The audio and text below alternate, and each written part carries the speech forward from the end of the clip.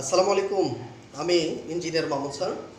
তো আজকে তোমাদের সামনে আমি ভেক্টরের প্রকারভেদগুলা সম্পর্কে আলোচনা করব। অনেকেই তোমরা এই ভেক্টরের প্রকারভেদ পড়তে অনেক গড়িমসি করো যে তোমরা ভেক্টরের প্রকারভেদগুলো অনেক সময় বুঝতে অসুবিধা হয়ে যায়।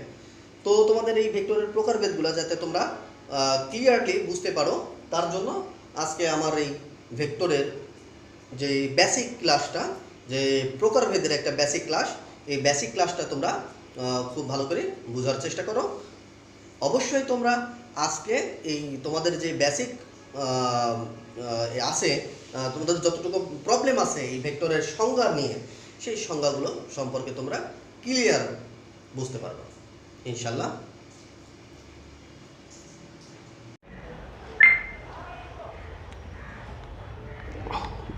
আমরা এখন যেটা আলোচনা করব সেটা হলো যে স্বাধীন ভেক্টর।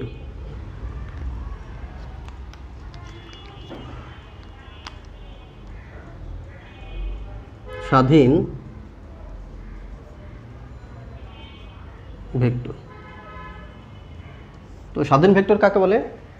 স্বাধীন ভেক্টর হলো যে যদি কোনো একটা ভেক্টরের আদিবিন্দু, অর্থাৎ আমরা পাদবিন্দু যেটাকে বলি, পাদবিন্দু যদি সুনির্দিষ্ট, অর্থাৎ কোথায় থেকে শুরু করতে হবে যদি নির্দিষ্ট করা না থাকে, পাদবিন্দু যদি নির্দিষ্ট করা না থাকে, অথবা যদি আমরা বলি যে কোনো একটা ভেক্টরের পাদবিন্দু মূল বিন্দুতে যদি না হয়, তাহলে সেই ভেক্টরকে স্বাধীন ভেক্টর বলে। অর্থাৎ মনে করো এখান থেকে আমরা এটা যে কোন জায়গাকার বিন্দু আমরা জানি না, এই বিন্দু থেকে একটা ভেক্টর শুরু হলো, আর এখান থেকে আরও একটা ভেক্টর শুরু হলো, তো বি ভেক্টর। তো এই বিন্দুটা যে এই কোথায় থেকে শুরু হলো আমরা জানি না, নির্দিষ্ট বলতে পারি না যে পাদবিন্দু কোথায় থেকে শুরু হয়েছে, কত মান থেকে শুরু হয়েছে, সেটা যদি না বলতে পারি সেটা হচ্ছে স্বাধীন ভেক্টর। তাহলে এ আর বি পরস্পর কিন্তু স্বাধীন ভেক্টর।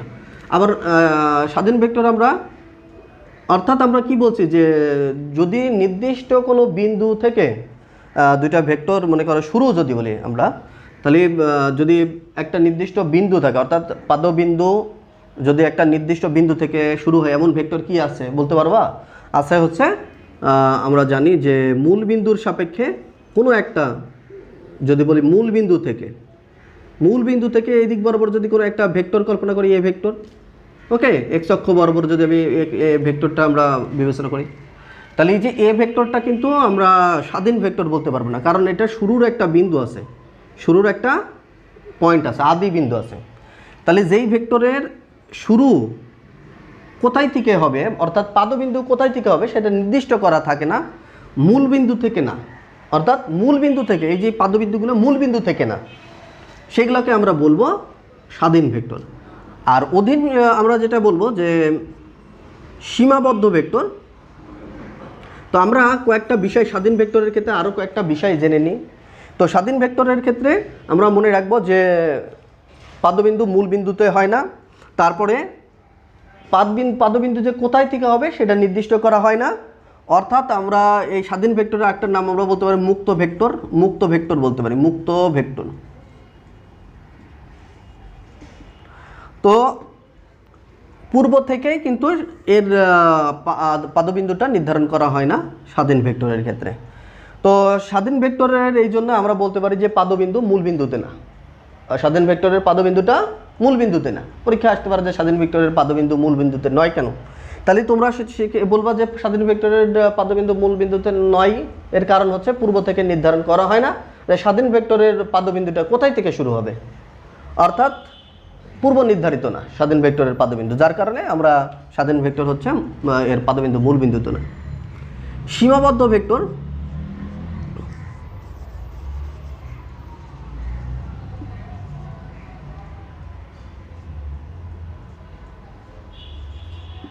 তো সীমাবদ্ধ ভেক্টর কাকে বলে? সীমাবদ্ধ ভেক্টর হচ্ছে যদি কোনো একটা ভেক্টরের পাদবিন্দু সুনির্দিষ্ট করা থাকে, অর্থাৎ যদি কোনো একটা ভেক্টর যদি মূল বিন্দু থেকে শুরু হয়, তাহলে তখন এই ভেক্টরগুলোকে আমরা বলবো কি, বলো, এই ভেক্টরগুলোকে আমরা বলবো যে সীমাবদ্ধ ভেক্টর।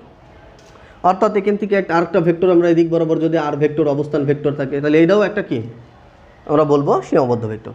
তাহলে যেই ভেক্টরের পাদবিন্দুটা, এটা আমরা জানি পাদবিন্দু, এটা হলো শীর্ষবিন্দু। পাদবিন্দু সুনির্দিষ্ট থাকে তাকে বলে সীমাবদ্ধ ভেক্টর, যার কারণে আমরা কিন্তু এটা বলতে পারি যে অবস্থান ভেক্টরে, যে এটা আমরা জানি যে অবস্থান ভেক্টর, এর আগে আমরা পড়েছি যে এর আগের ক্লাসে আমরা পড়েছি যে অবস্থান ভেক্টর কি। তাহলে যেই ভেক্টরের আমরা অবস্থান ভেক্টর কিন্তু একটা সীমাবদ্ধ ভেক্টর বলতে পারি। কেন? কারণ এই অবস্থান ভেক্টরের ক্ষেত্রে অবস্থান ভেক্টর হলো যে তার কিন্তু পাদবিন্দুটা সুনির্দিষ্ট, মূল বিন্দুর সাপেক্ষে হিসাব করা হয়, যার কারণে এটা একটা সীমাবদ্ধ ভেক্টর। এরপরে আমরা পড়ব হচ্ছে, তাহলে আমরা সীমাবদ্ধ ভেক্টর সম্পর্কে আমরা জানলাম যে পূর্ব নির্ধারিত থাকে তার পাদবিন্দুটা। ওকে, তাহলে এখন আমরা সদিশ ভেক্টর জানবো। সদিশ ভেক্টর কাকে বলে? তো সদিশ ভেক্টর হলো যে ভেক্টরের আমরা মান এক না, মানে ভেক্টরের মান এক না, তার মানে মান সমান না, কিন্তু দুইটা ভেক্টরের পরস্পর সমান্তরাল, দুইটা ভেক্টরের যে পরস্পর সমান্তরাল, আমরা বলতে পারি যে দিক কি একই। তাহলে এটা যদি এ হয়, এটা যদি বি হয়, তাহলে এই দুইটা পরস্পরের সদিশ ভেক্টর। তাহলে দিক হলো একই, তাহলে আমরা জানলাম দিক একই কিন্তু মান এক না। তাহলে যেই ভেক্টরের হচ্ছে মান এক না কিন্তু মান এক না, দিক একই, সেই ভেক্টরকে বলা হয় সদিশ ভেক্টর বলা হয়। তাহলে সদিশ ভেক্টর কাকে বলে আমরা বুঝতে পেরেছি। তো আমাদের এই সদিশ ভেক্টর তো জানলাম, এখন আমরা অসদিশ ভেক্টর কাকে বলে সেটাও জানি। তাহলে অসদিশ ভেক্টর আমরা অসদিশ বলে দিলাম, এরপরে বসাই দিলাম। তাহলে অসদিশ হচ্ছে মান এক না, ঠিক আছে, ওকে, মান এক না, তো দিক একই ছিল, এখন দিক হবে কি বিপরীত, দিক হবে দিক বিপরীত, অর্থাৎ এই বরাবর আমরা দেখতে পাচ্ছি এর দিক যদি বাম থেকে ডান দিকে হয়, তাহলে বি এর দিক হবে কোন দিকে? বি এর সাথে সমান্তরাল কিন্তু সমান না, বি এর দিক হচ্ছে ডান থেকে বামের দিকে।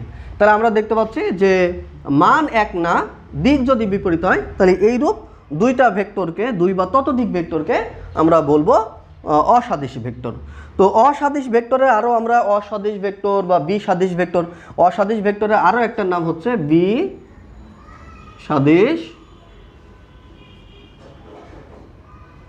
সাদৃশ ভেক্টর। তাহলে অসাদৃশ এবং বিসাদৃশ ভেক্টর হচ্ছে একই জিনিস। তাহলে অসাদৃশ ভেক্টর হচ্ছে মান এক না, দিক বিপরীত হলে পরে তাকে বলা হয় অসাদৃশ ভেক্টর।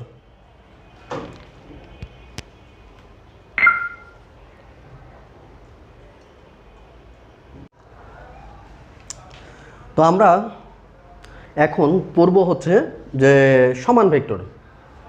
সমান ভেক্টর কাকে বলে? সমান ভেক্টর মানে হচ্ছে যদি দুইটা ভেক্টরের মান সমান, সে ধরো এখানে একটা ভেক্টর আছে, সেই ভেক্টরের মানটা মডুলাস অফ পি এর মানটা কত? 10। তো মডুলাস অফ কিউ এর মানটাও যদি কত হয়? 10 হয়। তাহলে এই দুইটা ভেক্টর পরস্পরকে সমান।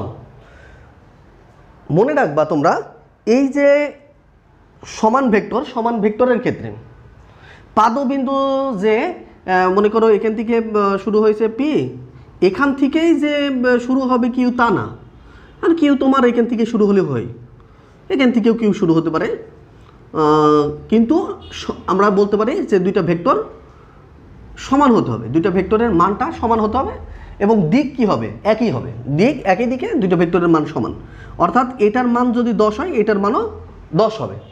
তাহলে এর পাদবিন্দু যে সমান সমান পজিশনে থাকা লাগবে না, তার মানে পাদবিন্দু নির্দিষ্ট না থাকলে হইলো, তাহলে সেটা হচ্ছে সমান ভেক্টর। তাহলে যে ভেক্টরের মান সমান এবং তাদের দিক একই, সেই ভেক্টরকে বলা হয় সমান ভেক্টর। ওকে, আর বিপরীত ভেক্টর হচ্ছে বিপরীত বা আমরা ঋণাত্মক ভেক্টর বলি। তো বিপরীত ভেক্টর হচ্ছে দুইটার মান সমান, অর্থাৎ আমরা বলতে পারি যে মডুলাস অফ পি ভেক্টরের মানটা কত? 5। এদিক বরাবর যে মানটা মডুলাস অফ মাইনাস পি ভেক্টরের মানটাও কত? 5। তাহলে দুইটা ভেক্টরের মানই কত? 5। হ্যাঁ, কিন্তু দিক দেখো, তীর চিহ্ন, এই যে আমরা তীর চিহ্ন দিচ্ছি, এটার হচ্ছে দিক আর এটার দিক হচ্ছে আলাদা। তো এটার দিক আর এটার দিক বিপরীত এবং সমান্তরাল, দুইটা দিক বিপরীত। তাহলে আমরা বৈশিষ্ট্যগুলো এটার আমরা বলতে পারি যে মান সমান। 1 নম্বর পয়েন্ট হচ্ছে মান সমান, সমান ভেক্টরের ক্ষেত্রে। হ্যাঁ, 2 নম্বর আমরা বলতে পারি যে দিক একই, দিক একই। তাহলে আমরা এই পয়েন্টগুলো মনে রাখলে কিন্তু আমরা খুব সহজে সংজ্ঞা দিতে পারবো।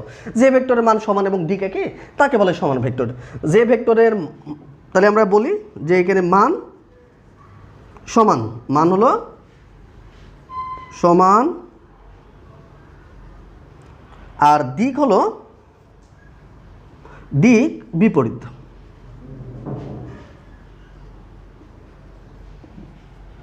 তাহলে মান সমান দিক বিপরীত হলে পরে সেই ভেক্টরকে আমরা বলতে পারবো বিপরীত ভেক্টর বা ঋণাত্মক ভেক্টর।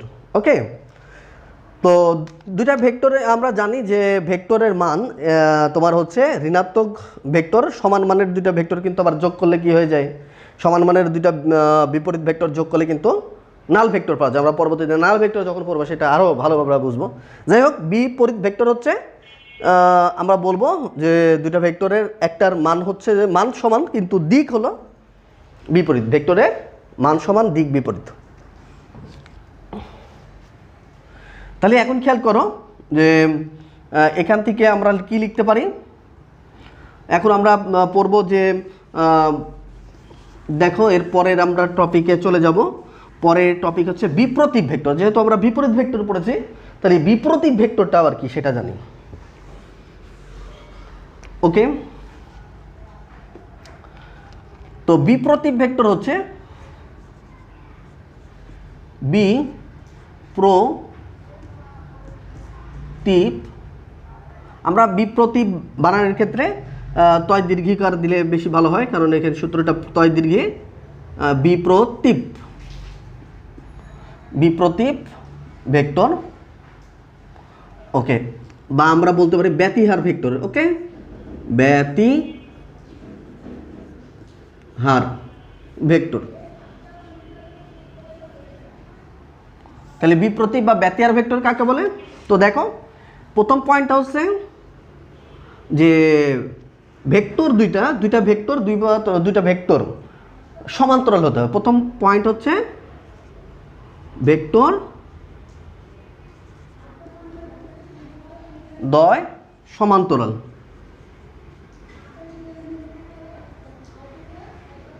তাহলে দুইটি ভেক্টর হচ্ছে সমান্তরাল যদি হয় আর পরস্পর উল্টা হতে হবে। মান ভেক্টর দ্বয়ের মান উল্টা হবে। ওকে, উল্টা। তাহলে ভেক্টর দ্বয়ের মান হচ্ছে উল্টা। যেমন আমি যদি বলি, সে ধরো এখানে একটা আমরা লিখলাম ভেক্টর a = 5i। ওকে, তাহলে b আমরা লিখে দিলাম। যেহেতু সমান্তরাল বলেছে, কি বলেছে? সমান্তরাল। তাহলে সমান্তরাল বলার অর্থ হচ্ছে যে এখানে যদি আমি i লিখি, তাহলে এখানেও অবশ্যই আমাকে i লিখতে হবে। কেন? সমান্তরাল ভেক্টর হতে হলে এই তোমার একক ভেক্টরগুলো সেম সেম থাকতে হয়, একই রাখতে হবে। তাহলে কিন্তু এই যে মানটা উল্টা, মান মানে 1/5। তাহলে দুইটা ভেক্টরের মান পরস্পর উল্টা, কিন্তু দিক হচ্ছে একই দিকে এবং সমান্তরাল যদি হয়, মানে সমান্তরাল দিক, দুইটা ভেক্টর সমান্তরাল এবং মান যদি উল্টা হয়, তাহলে তাকে বলা হয় বিপ্রতীপ বা ব্যতিহার ভেক্টর, ব্যতিহার ভেক্টর। তাহলে আমরা বিপ্রতীপ এবং ব্যতিহার ভেক্টর বিষয়টা বুঝতে পেরেছি। এখন আমাদের জানতে হবে আছে সঠিক ভেক্টর। তো সঠিক ভেক্টর কাকে বলে? তো আমরা এখন যেটা পড়ব সঠিক ভেক্টর। সঠিক ভেক্টর হচ্ছে একটা পয়েন্ট মনে রাখতে হবে, যে ভেক্টরের মান 0 নয় সেটাই সঠিক ভেক্টর। যেই ভেক্টরের মান 0 নয় সেটাই হলো সঠিক ভেক্টর। তাহলে সঠিক ভেক্টরের পয়েন্ট মনে রাখতে হবে, মান 0 নয়।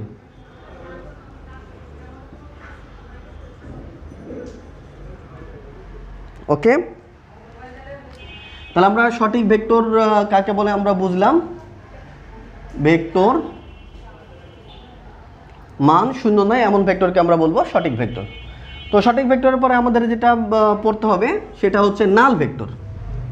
ওকে, নাল, নাল মানে কি? নাল মানে আমরা জানি শূন্য ভেক্টর। নাল ভেক্টরের আরও নাম আছে, আমরা একবারে ভালো করে লিখি যে নাল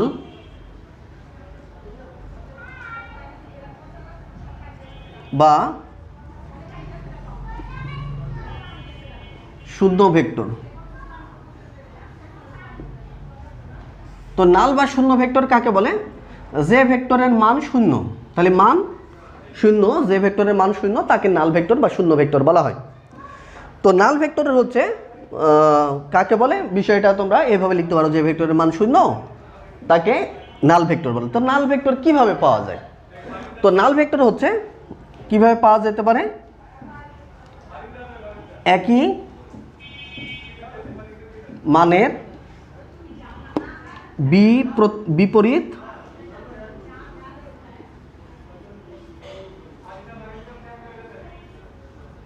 ভেক্টর যোগ করে, যোগ করে নাল ভেক্টর পাওয়া যায়।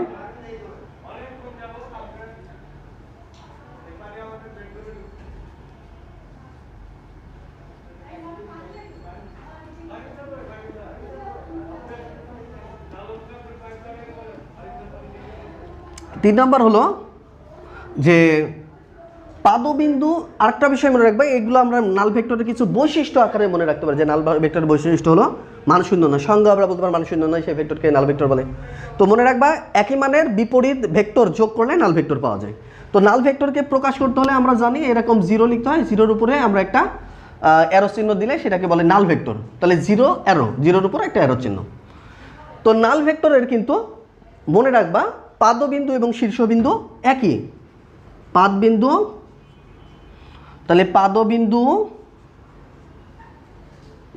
এবং শীর্ষবিন্দু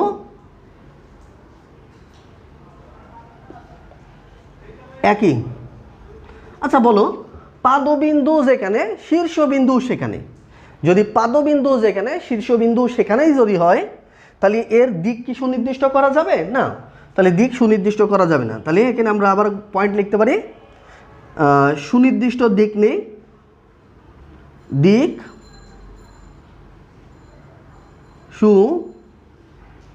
সুনির্দিষ্ট না, মানে সুনির্দিষ্ট দিক নেই আমরা বলবো, এটা বললে ভালো হয়। সুনির্দিষ্ট নির্দিষ্ট দিক নেই। আর কেনই নেই? যদি তোমাদের 2 মার্কসের কোশ্চেন আসে সুনির্দিষ্ট দিক নাই কেন, তাহলে তোমরা কি বলবা? কারণ নাল ভেক্টরের পাদবিন্দু আর শীর্ষবিন্দু একই। তাহলে পাদবিন্দু আর শীর্ষবিন্দু যদি একই থাকে, যেখানেই পাদবিন্দু সেখানেই শীর্ষবিন্দু। তাহলে পাদবিন্দু এবং শীর্ষবিন্দু যদি একই হয়, তাহলে মনে করো একটা আমরা বলতে পারি একটা ছোট্ট ফুটা পাবো, তাহলে এর একটা নির্দিষ্ট পয়েন্ট, তাহলে ও একটা নির্দিষ্ট বিন্দু, জিরো বিন্দু। তাহলে জিরো বিন্দু মানে আমরা বলতে পারি কি নাল ভেক্টর। জিরো বিন্দুর একটা বিন্দু ভেক্টর নাল ভেক্টর। তাহলে এই নাল ভেক্টরের কি সুনির্দিষ্ট দিক নেই, তাহলে পাদবিন্দু এবং শীর্ষবিন্দু একই জায়গায় থাকে। ওকে, তাহলে আমরা নাল ভেক্টর সম্পর্কে জানলাম। এখন আমরা জানবো হচ্ছে সমরেখ ভেক্টর। তো আমরা সমরেখ ভেক্টর সম্পর্কে জানি। সমরেখ, তো সমরেখ ভেক্টর কাকে বলে?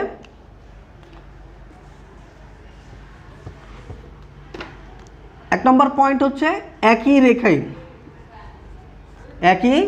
রেখায় থাকতে হবে। ভেক্টরগুলা যদি একই রেখায় থাকে, একই রেখায় থাকে, ঠিক আছে, তার মানে একই রেখায় সমান্তরাল থাকে, একই রেখায়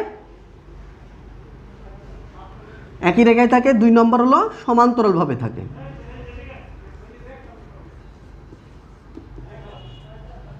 সমান্তরাল থাকে, তাহলে একই রেখায় থাকে। 2 নম্বর পয়েন্টটা মনে রাখবা, সমান্তরাল থাকে, একই রেখায় থাকে, সমান্তরাল থাকে। তাহলে যেই ভেক্টর একই রেখায় এবং সমান্তরাল থাকে সেই ভেক্টরকে কিন্তু আমরা বলবো সমরেখ ভেক্টর। তার মানে দেখো এদিকে আমরা যদি বলি এ ভেক্টর, তারপরে মনে করো এদিকে আমরা বি ভেক্টর নিলাম, এইদিকে আমরা সি ভেক্টর নিলাম, তাহলে আমরা বলতে পারি যে এই যে এ বি সি আমরা দেখতে পাচ্ছি একই দিকে, তাদের রেখা একই রেখা বরাবর একই দিকে, তাদের দিকটা একই দিকে, আর এরা হচ্ছে পরস্পর কি সমান্তরাল, তাহলে একে আমরা সমরেখ বলতে পারি। আবার যদি মনে করো যে এইরকম হতে পারে, সে একটা রেখা এদিকে, তো আর একটা রেখাও একটা রেখা মনে করো ভেক্টর হচ্ছে এটা বি ভেক্টর দিলা, এই বরাবরই এর ভেতর দিয়েও এ ভেক্টরটা কাজ করছে, তাহলে এরা পরস্পর সমান্তরাল একই রেখার ভিতর দিয়ে চলে যাচ্ছে একই রেখা বরাবর, তাহলে একই রেখা বরাবর, এবং আমরা বলতে পারি এই দুইটা ভেক্টর একই রেখা বরাবর, এবং আমরা বলতে পারি যে এরা পরস্পর কিন্তু সমান্তরাল, এটাকেও আমরা বলতে পারি সমরেখ ভেক্টর। তাহলে দুই বা ততোধিক ভেক্টর যদি একই রেখায় সমান্তরালে থাকে তাহলে তাকে বলা হয় সমরেখ ভেক্টর। তাহলে সমরেখ ভেক্টরটা আমরা বুঝতে পেরেছি। এখন আমাদের যেটা পড়তে হবে সেটা হচ্ছে সমতলীয় ভেক্টর। সমতলীয় ভেক্টর, তো সমতলীয় ভেক্টর কাকে বলে এখন আমরা সেটা জানবো। তাহলে দেখো সমতলীয় ভেক্টর হচ্ছে দুই বা ততোধিক ভেক্টর। তাহলে মনে রাখবা সমতলীয় ভেক্টর দুই বা ততোধিক ভেক্টর যদি একটা তলের মধ্যে সীমাবদ্ধ থাকে। একটা তল মানে মনে করলাম এখানে একটা তল, এদিকে একটা ভেক্টর মনে করো পি ভেক্টর কাজ করছে, এদিক বরাবর কিউ ভেক্টর কাজ করছে, ওকে, তলের ভিতরেই আছে, আর এদিক বরাবর আর ভেক্টর কাজ করছে, তাহলে একই তলের ভিতরে এটা একটা তল, আমরা মনে করলাম এইটুকু হচ্ছে একটা পুরোটা একটা তল, একটা জায়গা, একটা তল, এই তলের ভিতরে এই তিনটা ভেক্টর যদি সীমাবদ্ধ থাকে, এই তলের ভিতরে তিনটা ভেক্টর যদি কি থাকে ক্রিয়া করে, তাহলে এই ভেক্টরগুলোকে বলে সমতলীয় ভেক্টর। তাহলে সমতলীয় মানে একটা তলের মধ্যে সীমাবদ্ধ থাকতে হবে, তাহলে একই সমতলে অবস্থান করে, তার মানে এরা আমরা বলবো যে একই সমতলে যদি অবস্থান করে তাহলে তাদেরকে বলা হয় সমতলীয় ভেক্টর। তাহলে সমতলীয় ভেক্টর সম্পর্কে তোমরা বুঝতে পেরেছো। এখন আমাদের পড়তে হবে সরণ ভেক্টর। সরণ ভেক্টর,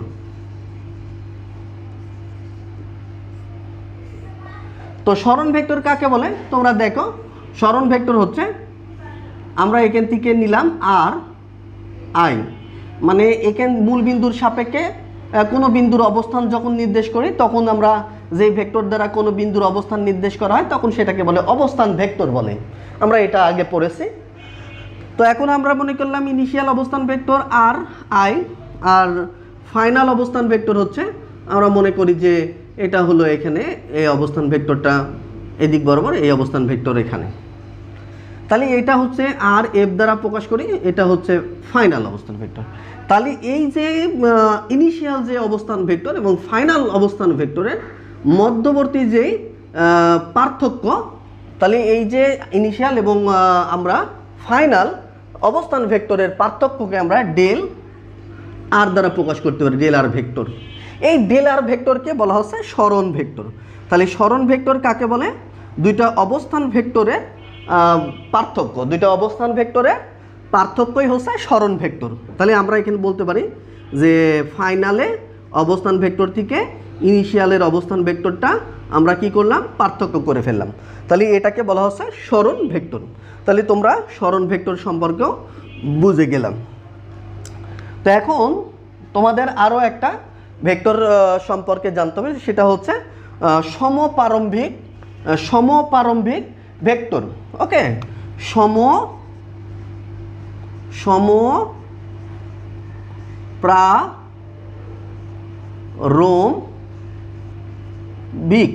সমপ্রারম্ভিক ভেক্টর।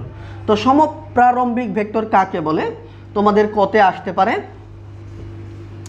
আচ্ছা দেখো, এখানে কিন্তু আমরা দুইটা ভেক্টর দেখতেছি। আমরা এখানে মনে করো এই আর আই এবং আর এফ, এটাও কিন্তু সমপ্রারম্ভিক ভেক্টর বলা যায়। তো আমরা যেটা লিখছিলাম আর আই এবং আর এফ, এটাও কিন্তু সমপ্রারম্ভিক ভেক্টর। কেন সমপ্রারম্ভিক ভেক্টর? যদি দুই বা ততোধিক ভেক্টর যদি একই বিন্দু থেকে ক্রিয়া করে, একই বিন্দু থেকে বা একই বিন্দুতে ক্রিয়া করে, তাহলে সেটাকে বলা হয় মূল বিন্দু, বা মূল বিন্দুতেই যদি তাদের পাদবিন্দু থাকে তাহলে তাকে বলা হয় সমপ্রারম্ভিক ভেক্টর। তাহলে সমপ্রারম্ভিক ভেক্টর কাকে বলে? যদি দুই বা ততোধিক ভেক্টরে মানে পাদবিন্দুটা মূল বিন্দুতে থাকে বা পাদবিন্দুটা মূল বিন্দু থেকে থাকলে পরে তাকে বলা হয় সমপ্রারম্ভিক ভেক্টর।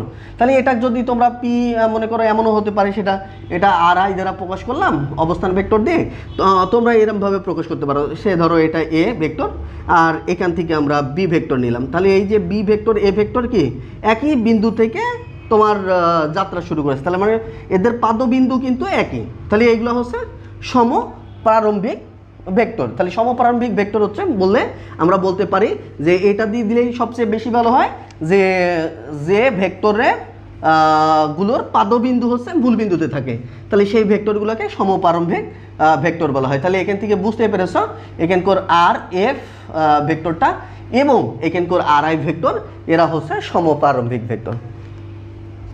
এখন আমাদের আরও একটা ভেক্টর পড়তে হবে, সেটা হচ্ছে আয়ত একক ভেক্টর। আয়ত একক ভেক্টর, তো আয়ত একক ভেক্টর কাকে বলে? আয়ত একক ভেক্টর হচ্ছে যে ত্রিমাত্রিক কার্তেশীয় স্থানাঙ্ক ব্যবস্থায় আমরা যে অক্ষ কল্পনা করি এক্স ওয়াই জেড, তাই না?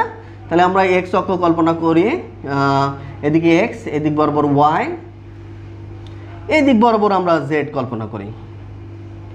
তাহলে এটা কে একক ভেক্টর, এদিক বরাবর একক ভেক্টর হচ্ছে আই, এদিক বরাবর একক ভেক্টর হচ্ছে জে। তো মনে রাখবা যে ত্রিমাত্রিক কার্তেশীয় স্থানাঙ্ক ব্যবস্থায় এই যে একক ভেক্টরগুলো সর্বদাই 90 ডিগ্রি কোণে ক্রিয়া করে। যদি বলি আই আর জে এর মধ্যবর্তী কোণ কত, তাহলে আই আর জে এর মধ্যবর্তী কোণ 90 ডিগ্রি। যদি বলি আই আর কে এর মধ্যবর্তী কোণ কত, তাও 90 ডিগ্রি। যদি বলি জে আর কে এর মধ্যবর্তী কোণ, তাও 90 ডিগ্রি। যদিও আমাদের এইটা আঁকানোটা আমরা এখানে যেহেতু এই চিত্রটা 3D মানে ত্রিমাত্রিক, যার কারণে এই দ্বিমাত্রিকে আঁকানোটা কঠিন, যার কারণে আমরা এইভাবে আঁকাইছি। ওকে, তাহলে মনে রাখবা আসলে বিষয়টা হচ্ছে একটা এদিকে গেছে, একটা এইরকমভাবে আছে। বিষয়টা হলো যে এই ভেক্টরগুলো এইভাবে আছে। দেখো তোমরা এইভাবে দেখো, এই ভেক্টর পরস্পর, এইটা যদি ভেক্টর হয়, এটা যদি একটা ভেক্টর হয়, এইটা যদি একটা ভেক্টর হয়, তাহলে এইটার সাথে 90 ডিগ্রি কোণে। আবার এইটা তোমরা দেখো, আমরা এরকমভাবে লিখি, এরকমভাবে আমরা ধরি, এইরকমভাবে। তাহলে তোমরা দেখো যে এখান থেকে এটার সাথে কিন্তু এটা 90 ডিগ্রি, এটার সাথে এটা 90 ডিগ্রি, এটার সাথে এটা 90 ডিগ্রি। তো তোমরা দেখতেই পাচ্ছ প্রত্যেকে দেখো এটার সাথে এটা কিন্তু 90 ডিগ্রি অ্যাঙ্গেলে আছে। ওকে, এই দুইটা 90 ডিগ্রি অ্যাঙ্গেলে। তারপরে আমরা বলতে পারি এটার সাথে এটা আবার 90 ডিগ্রি অ্যাঙ্গেলে, এই অ্যাঙ্গেলটা 90 ডিগ্রি। দেখো যদি আমরা বলি এটার সাথে এটাও কিন্তু 90 ডিগ্রি অ্যাঙ্গেল আছে, এই যে এটার অ্যাঙ্গেলটাও হলো 90 ডিগ্রি, তাহলে এইটুকু হচ্ছে 90 ডিগ্রি, এই অ্যাঙ্গেলটাও 90 ডিগ্রি। তাহলে আমরা বলতে পারি এইরকম আকৃতির যে কোনো যদি আমরা ভেক্টর কল্পনা করতে পারি, এখানে তো 2Dতে আঁকানো সম্ভব না, যার কারণে আমরা এই ভেক্টরের মনে রাখবো আয়ের সাথে যে 90 ডিগ্রি কোণ, জের সাথে কে 90 ডিগ্রি কোণ, কের সাথে আই বা কের সাথে জে বা আয়ের সাথে জের সাথে কে, যাই হোক যে কোনো দুইটা একক ভেক্টরের এই দুইটা করে একক ভেক্টরের মধ্যবর্তী কোণ হচ্ছে 90 ডিগ্রি করে। তো আয়ত একক ভেক্টর কি? আয়ত একক ভেক্টর হচ্ছে এই ত্রিমাত্রিক কার্তেশীয় স্থানাঙ্ক ব্যবস্থায় এক্স অক্ষ, ওয়াই অক্ষ আর জেড অক্ষ বরাবর যে আমরা আই একক ভেক্টর, জে একক ভেক্টর এবং কে একক ভেক্টর বিবেচনা করেছি বা কল্পনা করেছি। এগুলা কল্পনা করা এক্স অক্ষ বরাবর, ওয়াই অক্ষ বরাবর, জেড অক্ষ বরাবর আই জে কে একক ভেক্টরগুলো যেটা বিবেচনা করা হয়, এই একক ভেক্টরগুলোকে বলা হয় আয়ত একক ভেক্টর।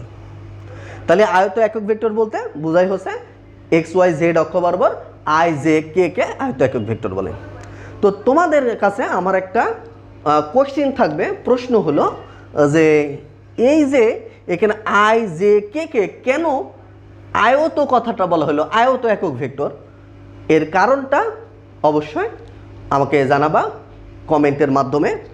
ওকে, আজকে এই পর্যন্তই। তো আমরা আজকে ভেক্টরের প্রকারভেদগুলো সম্পর্কে জানলাম। তো আজকে এই পর্যন্তই, আল্লাহ হাফেজ।